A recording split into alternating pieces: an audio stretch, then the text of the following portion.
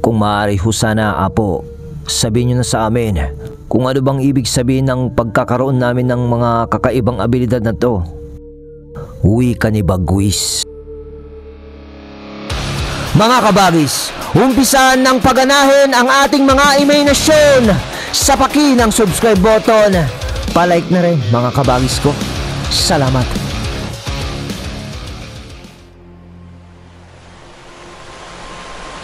Oo nga ho, Apo. Wala nang mainom namin ng tubig mula sa bote na kasama ng mga nalambat naming isda. Nag-umpisa na kaming makaranas ng mga di pangkaraniwang mga bagay, gaya ng lakas ng katawan at talas ng pandinig. Pati ang mga kakaibang nilalang lumalapit sa amin at gusto kaming saktan. At siya nga pala ho, Apo, ang isla ko bang ito ay bahagi pa ng mundo ng mga tao? Sambit naman ni Dakila. Sa kanilang mga tanong, bumuntong hininga si Apong Yakal. Sabay hakbang nito patungo sa isang animoy pugon na nagbabaga ang loob. Bago ito sumagot,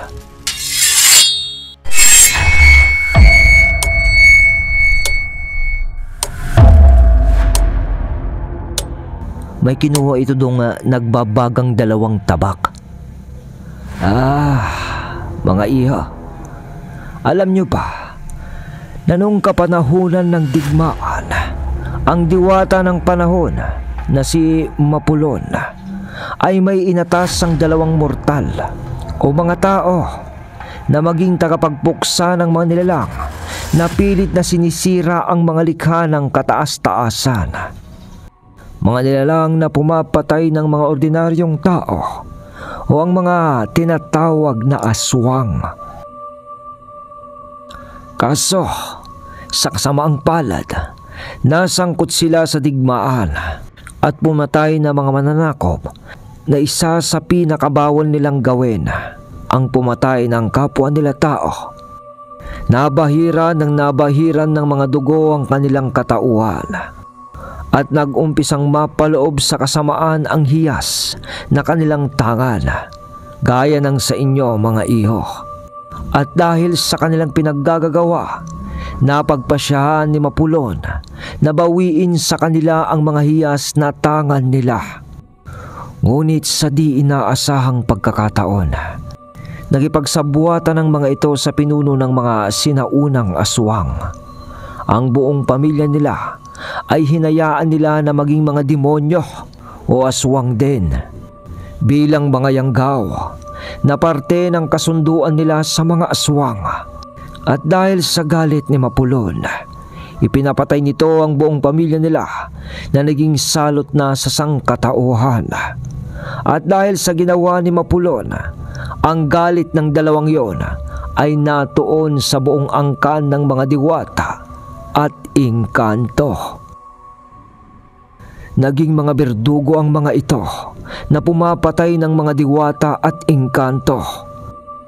Ngunit nang si Mapulon ang humarap sa kanila, tumakas silang dalawa at nagtago ng matagal na panahon.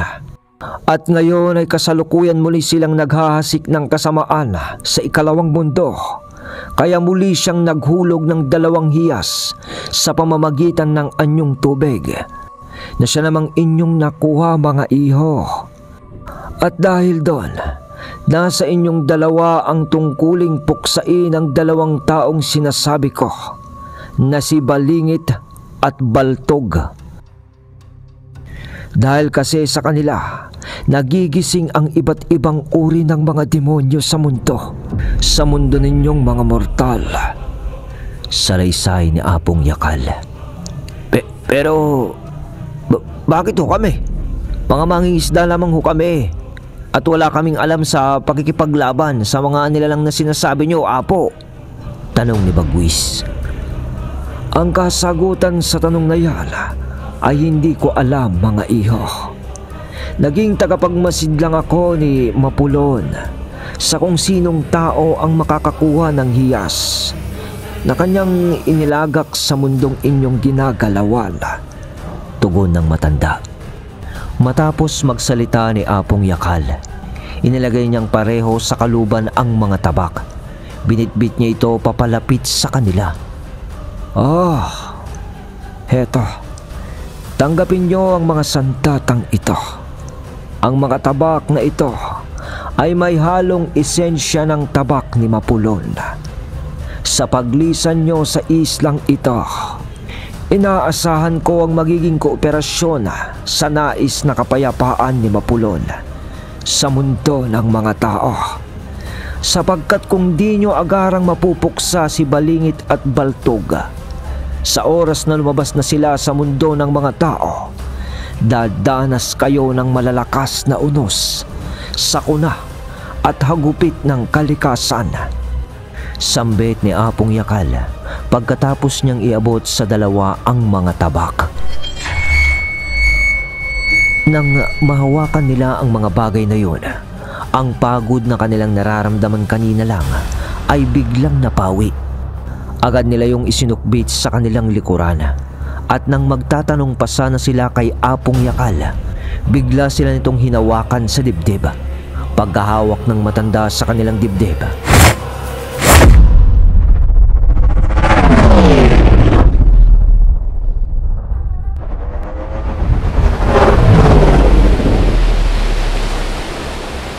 animoy umatras ang kanilang mundo ng mabilis sa loob lamang ng ilang segundo.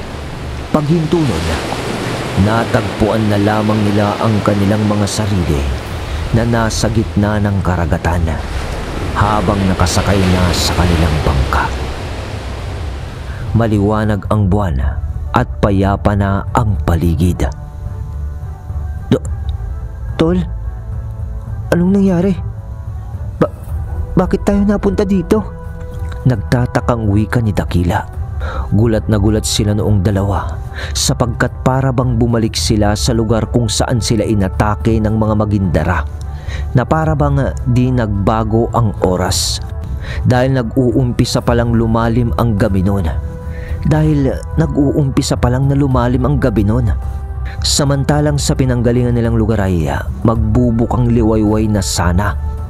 Maya-maya pa, muli nilang nakita ang mga Magindara na nag-uutlawan sa tubig.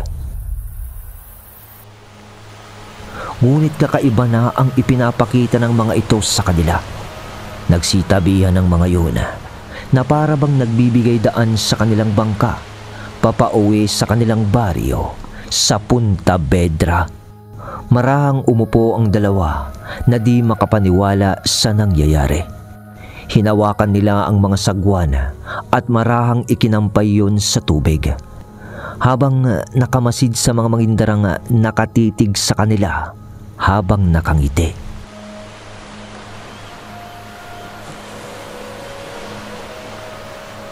Pagdaan ng ilang minuto, nagawa na nilang makalayo dun sa lugar.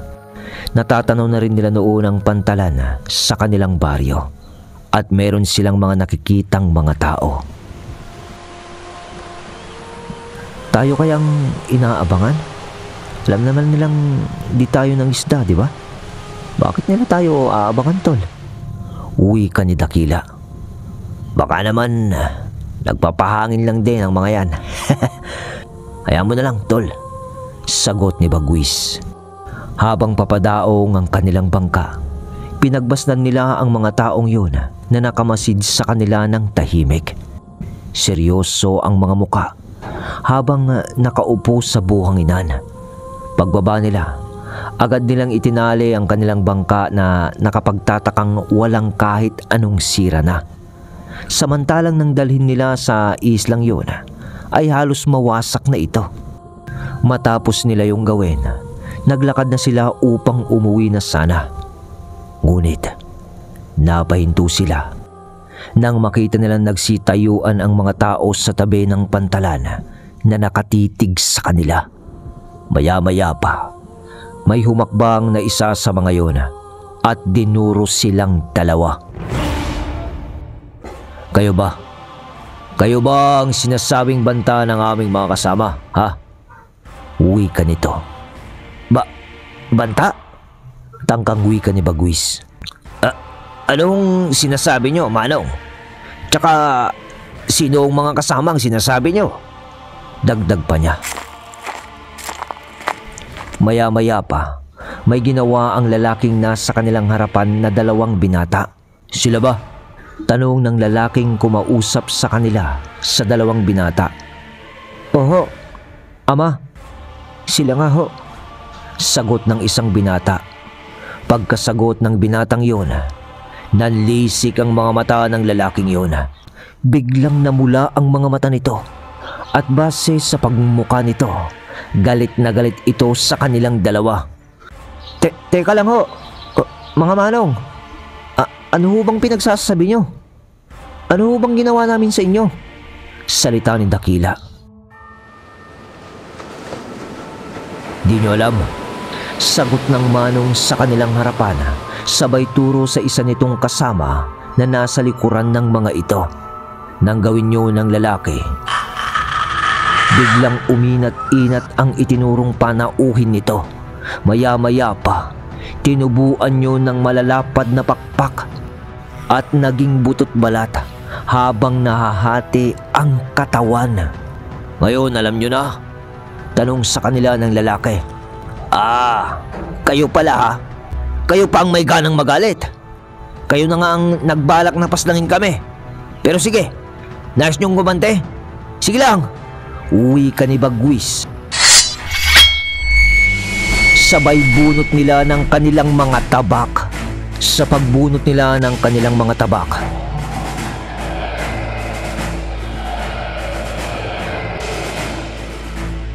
lahat ng mga nilalang na yon ay umangil sa kanila. Magpapalitan nyo na sana ang mga yon. Ngunit nang may kung anong naramdaman ang ama ng mga batang yon, sabay titig ng seryoso sa kanilang 2 habang nakaharang sa kanyang mga kasama ang mga kamay nito. Teka lang, wala mo lang susugod. May kung anong pakiramdamang gumugulo sa akin. Wika nito. Sabay wika nito sa 2 nang nararamdaman ko ang kakaibang aura ng mga tabak. Nawak nyo, mga binata. Sabihin nyo, sino ba talaga kayo? Wika nito sa kanila. Ha? Kami? Mga mangingisda lang naman kami. Mangingisda lang naman kami. Ako si Bagwis. At ako naman si Dakila. Tugon ng 2. Matapos sumagot ng 2, umatras sa kanila ang mga panauhing yun. Habang nagsasalita ang lalaking kumausap sa kanila ng, Bagwis at Dakila, tatandaan namin ang pangalan nyong yan. Kami ang mga aswang na tinatawag na bitlig. Sa susunod nating pagtatagpo, mga binata, walang awan na namin kayong papaslangin. Wika ng lalaking yun, kasabay ng pagtakbo ng mga ito, na halos kasing bilis ng hangin. Pagalis ng mga yon, isinukbit na ng magkaibigan ang kani-kanilang mga tabak. Kailangan nating mag-ingat, Dakila. May banta sa ating buhay. Kailangan nating maging alisto. Bawat oras. Di natin alam kung kailan sila babalik. Wika ni Bagwis bago sila naglakad. Makalipas ang ilang minuto, narating na nila ang kanilang tahanan. Bagwis, Dakila. Saan ba kayo galing? Saan ba kayo nagsusuot? Kanina pa namin kayo hinahanap Nga pala, Dakila, bilin ng iyong ama at ina na dito ka na matulog sa bahay. Maaga kasi silang natulog Dadalo kasi sila sa isang pagpupulong bukas ng mga pangkat ng mga mangingisda dito sa ating lugar. Alam mo naman ang mga magulang mo. Maraming tungkulin bilang leader ng samahan ng mga mangingisda dito sa ating baryo. Siya nga pala. Kung nagugutom na kayo, may pagkain dyan sa mesa. Kumain na lang kayo. At matutulog na din kami, ha? Salita ng ama ni Bagwis. Sige tay. Tugon ni Bagwis.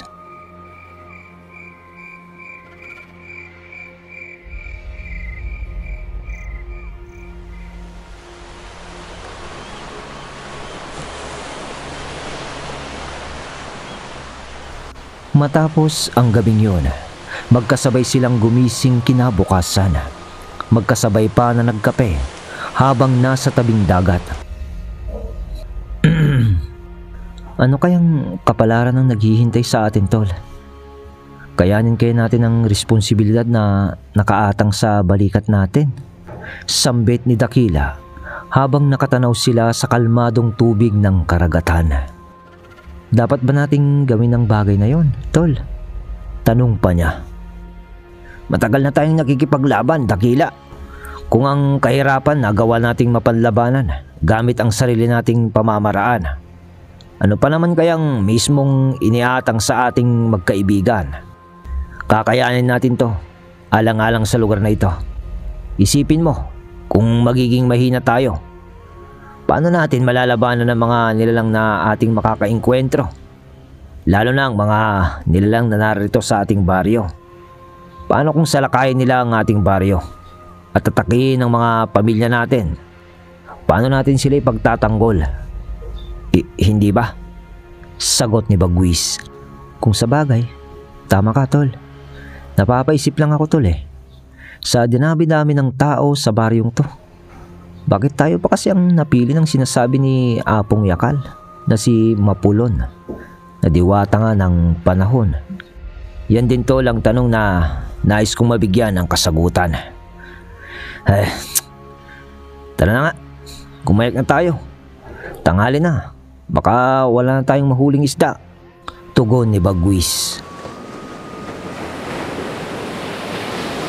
Matapos ng usapan yun, 1 oras lang ang lumipas. Habang nasa gitna na sila ng laot, mga bandang tanghali, nasa 3 banyera na ang kanilang nahuhuli. At habang nag-aahon sila ng lambat, may natanaw silang isang bangka na papalapit sa kanila. May sakayo na 2 tao na nagsasagwan papalapit sa bangka nila. Bagwis! Dakila! Maaari ba kaming sumakay sa bangka nyo? Tanong ng isang panauhin. Ha? Di ba nakasakay na kayo sa bangka? Bakit nilipat pa kayo dito? Tanong ni Dakila. Ha? Di nyo ba kami nakikilala? Kami to! Si Ignatius at si Nuria! Tugon ng 2. Ha? Kayo ba yan? Oo, sila nga yan, Dakila. Uwi ka ni Bagwis. Maya-maya pa, pinasakay na nila ang mga ito sa kanilang bangka. Kaagad naman naglaho ang bangkang sinasakyan ni Ignatius at Nuria. Oy, ano bang dahilan ng paglapit nyo sa amin, Ignatius at Nuria? Tanong ni Bagwis. Inutasan kami ni Apong Yakal na samahan kayo sa misyon nyong gagampanan. Masyado kasing mabigat ang tungkuling nakaatang sa inyo. Kaya kailangan nyo ng makakasama. Huwag kayong mag-alala. Walang makakakita sa amin ng mga ordinaryong tao lamang habang kasama nyo kami. Tanging kayo lang ang nakakakita sa amin. Yun ang totoo. Tugon ni Ignatius. Bago sumapit ang hapon, dumaong na silang 2. Napakarami ng kanilang naging benta na siya namang labis nilang ikinatuwa. Bago nga sila umuwi, bumili na sila ng mga pangangailangan nila, gaya na lang ng bigas at mga iba pang rekado para sa kusina.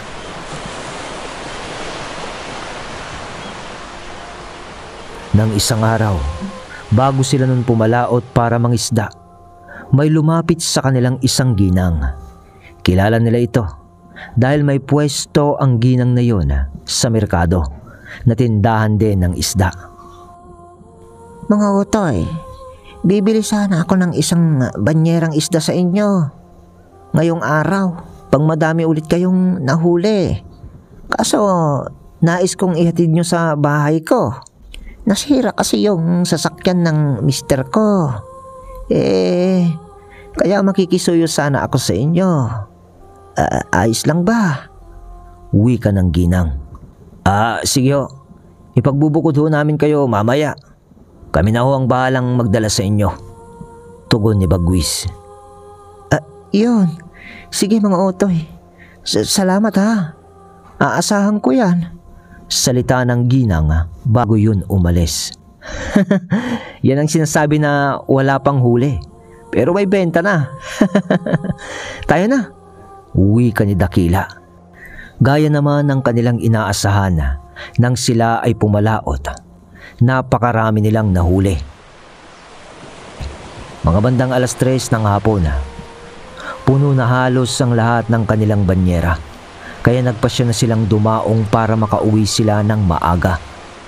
At doon ay naalala nila ang ginang na kumausap sa kanila. Nabibili nga ng isang banyerang isda. Kaya naman ibinukudan na nila ng isa yon.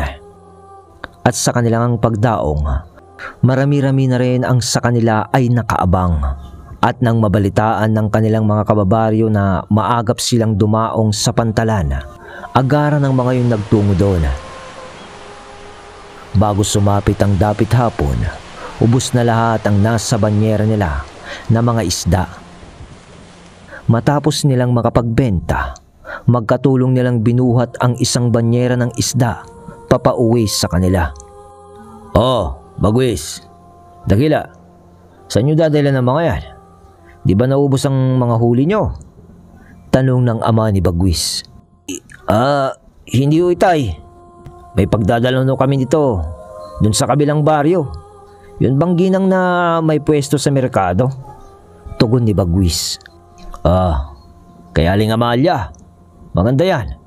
Nagkakaroon na kayo ng parokyano na bulto kung bumili. Nga pala Bagwis, may mga taong nagtungo dito kanina lang. Hinahanap nila kayo. May kailangan daw sila sa inyo Di naman sinabi kung ano. Uwi ka ng ama ni Bagwis. Mga tao ho? Ano hong mga itsura nila, Itay? Kagaya natin sila, tao, syempre. Sa tingin ko, mangingisda rin ang mga yun. Malalansa Tugon ng kanyang ama.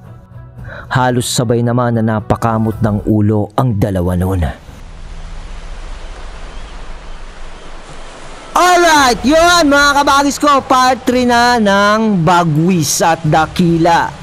Yun. So, abangan natin ang part 4 neto. Pero bago yun, mag-shoutout tayo mga kabagis ko. Shoutout po kay Aljun Villegas. Shoutout po kay Mauro Laurel. Shoutout din po kay Joseph Marvin Rodriguez. Shoutout po kay Charlene Arcasetas. Shoutout din po kay Gaara Surida. Shoutout din po kay Norin Noni. Shoutout po kay JP Alejandro. Shoutout po kay Tita Sereno. Shoutout din po kay Janet Bisnar. At shoutout sa iyo kabagis Renato Malata at sa mga taga San Enrique Negros Occidental. Shoutout din po kay Bulag na Anghel. Shoutout po kay Boss Esmi. Shoutout din po kay Geraldine Rivera. Shoutout kay Joshua Ariel Pons. Shoutout din po kay John Earl Jocades. So yun muna mga kabagis ko. Salamat sa suportang tunay.